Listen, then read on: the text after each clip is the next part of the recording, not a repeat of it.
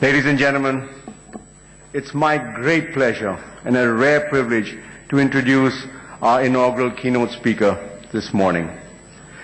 He humbly describes himself as a simple monk with a smile. But we all know that he's more than just that. He's unarguably the most famous monk walking on this planet.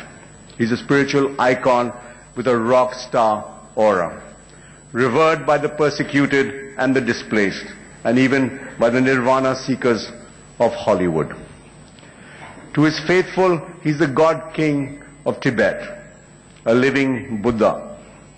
To the Chinese government, sadly, he's reviled as a splittist and wolf in monk's clothing, and we all know why they say that. To the world at large, he's a Nobel laureate, a statesman, a spiritual leader, a politician, a diplomat, a chief executive, a committed scholar, a teacher, and the leading practitioner of nonviolence and peace. How many human beings that you know can be all this? The 14th Dalai Lama represents the past as well as the future of Tibet. He's the living symbol of the battle between Marxist China and the Buddhist spiritualism, between the power of the gun and the prayer wheel. The life story of the Dalai Lama, the name means ocean of wisdom, is a narrative of temporal responsibility and political struggle. At the age of 2, he was originally called Lamu Dundup, son of a poor farmer who was identified as a reincarnation of the previous Dalai Lama, a manifestation of Bodhisattva, the patron saint of Tibet.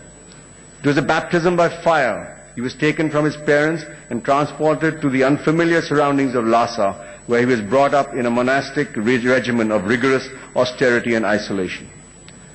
When he turned 15, even as he was being anointed head of state and government of Tibet, his kingdom had to be overrun by Maoist China. He then had to watch with growing horror and helplessness as Red China went about subjugating his people and systematically destroying their unique culture. When he was 20, Chairman Mao invited him to Beijing in a bid to win his support.